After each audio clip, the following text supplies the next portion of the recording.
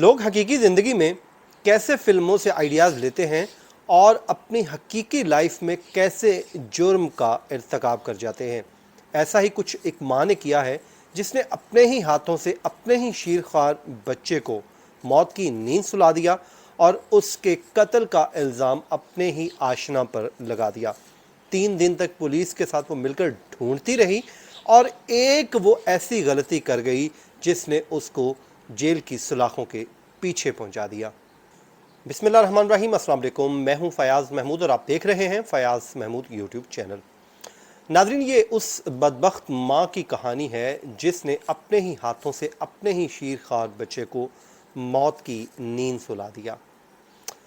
इस वाक़े पे जाने से पहले मैं आपको उस फ़िल्म की थोड़ी सी कहानी बता देता हूँ, जिसमें इस ख़ातून ने इस पूरे वाक़े को सरअंजाम देने के लिए पूरी कहानी को देखा, सीखा और उसको अपने ही बेटे के ऊपर अप्लाई कर दिया।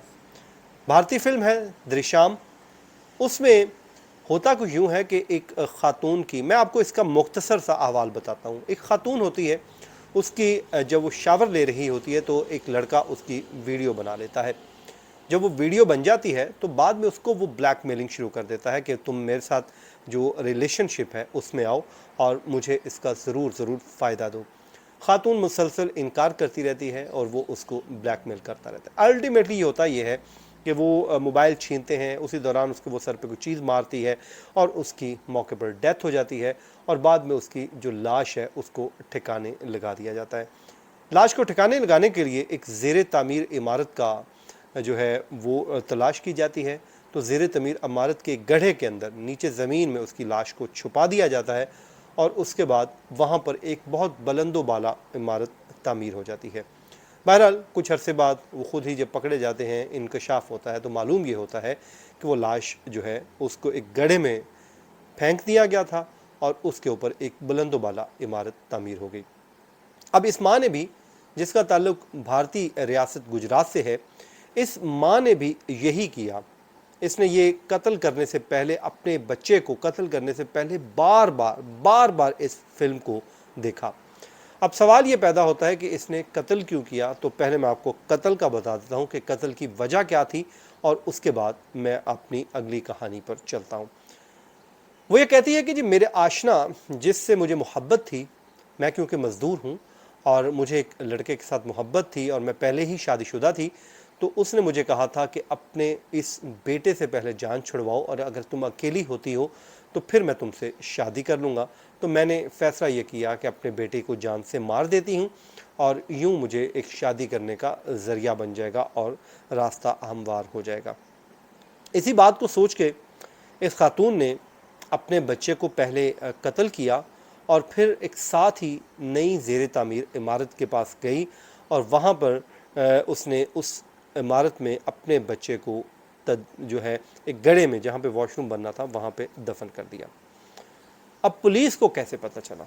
अब आपके जहन में ये सवाल होगा कि पुलिस कैसे इस केस को सॉल्व करने में कामयाब हुई। तो वो मैं आपको बता देता हूँ।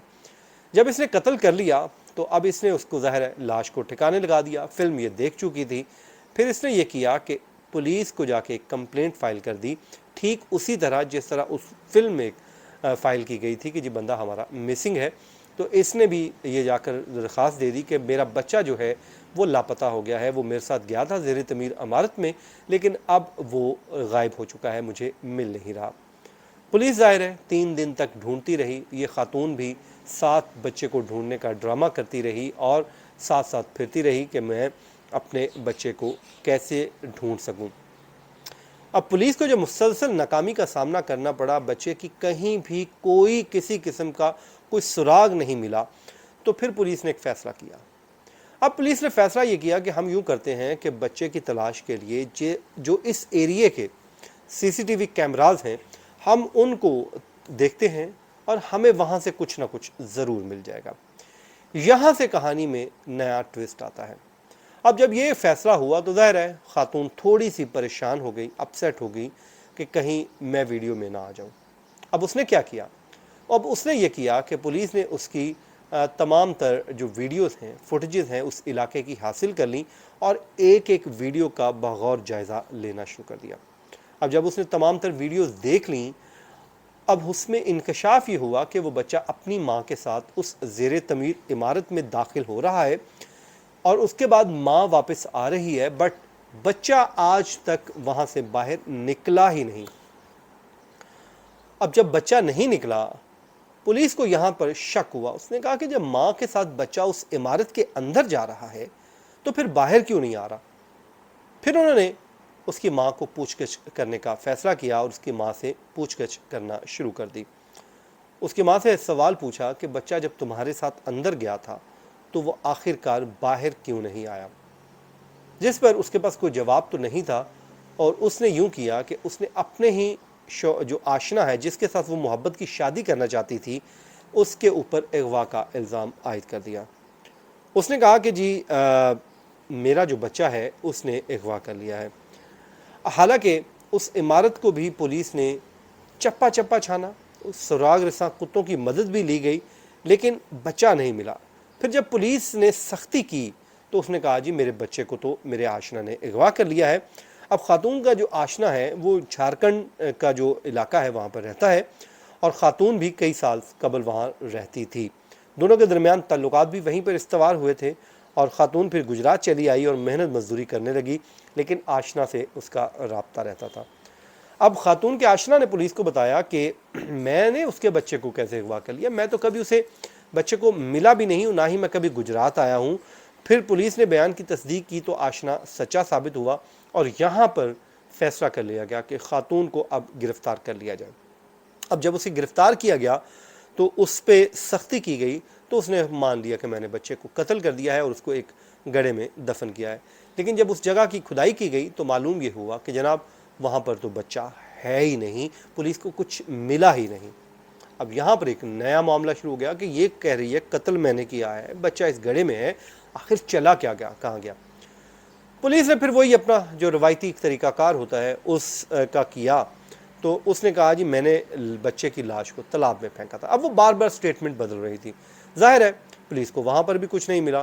फिर पुलिस ने जो रवायती तरीका तफ्तीश होता है, जो छितरो छितरी वाला, वो किया और यूं वो कारगर साबित हुआ। और उसने बताया कि जी इस जगह पर जहाँ पे ये वॉशरूम है, मैंने यहाँ पर बच्चे को गड्ढे में फेंका था और वहाँ पर जब पुलिस ने उस गड्ढे की बैतुल खला की खुदाई की तो बच्चे की लाश वहाँ से मिल गई। अब वो कहती है कि जी मैंने उससे पूछा गया कि ये तुमने कैसे सीखा इस लाश को छुपाने का तरीका। तो उसने कहा कि मैंने जो भारतीय फिल्म है 2015 में आई थी दृश्यम, वो देखी थी और उसमें मैंने देखा था किस तरह लाश को ठिकाने लगाया जाता है। और ये मैंने बार बार इस फिल्म को देखा और जब मैंने समझ गई कि इस तरह ये हो सकता है तो फिर उसमें मैंने झारखंड में अब जो है वो उस बच्चे को मारा और मारने के बाद उसकी बैतुल खला के नीचे फेंक दिया। और मकसद उसके पीछे सिर्फ़ और सिर्फ एक ही था कि मैं अपने आशना से शादी कर लूँ। तो जनाब ये चीज़ें हैं जो आपके साथ हमारी रोज़मर्रा ज़िंदगी में होती हैं। लेकिन मैं इस ख़ातून को लेकर एक बात आपसे कहूँगा कि देखें, वो एक शख्स था, उसने कहा कि मैं ना शादी करता हूँ, लेकिन उसका भी एक बेटा था। तो उसकी जो नई ख़ातून थी, ख़ातून ने कहा कि आप शादी करने तो जा रहे हैं, लेकिन अपने बेटे को पहले कत्ल कर दो और उसके बाद उससे जान छुड़वाओ, मैं फिर शादी करूँगी। अब वो सोचता है कि मैं इसको ना मार देता हूँ। अब बेटे को पता चला कि अब्बा मुझे मारना चाहता है ताकि वो शादी कर ले। तो बेटा समझदार था, एक दिन वो बैठा हुआ था दरख्त के पास, तो उसने कहा कि अब्बा ये दरख्त हम तोड़ देते हैं, यहाँ पे नया दरख्त लगाएंगे ताकि नए दरख्त के ऊपर हम छाँव भी लगेगी, फ्रूट भी लगेगा और हम फल वाला दरख्त लगाते हैं। अब अब्बे को समझ आई, उसने कहा बेटा बात सिंपल सी है कि हम इस दरख्त को उखाड़ तो देंगे इस उम्मीद के साथ कि यहाँ पर हम फलदार दरख्त लगाएंगे और वो कल को बड़ा होगा और वो हमें फल देगा। तो ऐसा ना हो कि हम ये दरख्त भी उखाड़ दें और नया जो दरख्त है वो यहाँ पे फले फूले ना, उसकी नशो नुमा ही ना हो और फिर हम इस से भी जाएं। यहाँ पर उस बेटे ने कहा कि अब्बा मैंने तुम्हारी बातें सुन ली हैं, जो तुम्हारे साथ फरमाइश की गई है कि अपने इस बेटे को मार दो, वैसे भी हमारा नए बच्चे तो हो ही जाएंगे शादी के बाद, तो ताकि हम अपने नए बच्चों के साथ ज़िंदगी गुजारेंगे और हमारे बुढ़ापे का वो साया भी बन जाएंगे। तो उसने कहा अब्बा क्या पता कल को तुम्हारे यहाँ औलाद हो या ना हो, तो तुम मुझे मार के अपना साया ज़िंदगी का क्यों ख़त्म करना चाहते हो। तो ये बात उसको समझ आ गई और उसने कहा कि ठीक है, ये मैं वाकई गलती पे था, तो मैं ऐसे लोगों को कहता हूँ कि आप शादी ज़रूर कीजिए, लेकिन अपने ही हाथों से अपनी औलादों को कत्ल मत कीजिए। नाज़रीन, ये था आज का हमारा वीलॉग। अपनी दुआओं में याद रखिए। मुझे दीजिए इजाज़त। अल्लाह ने के बाद।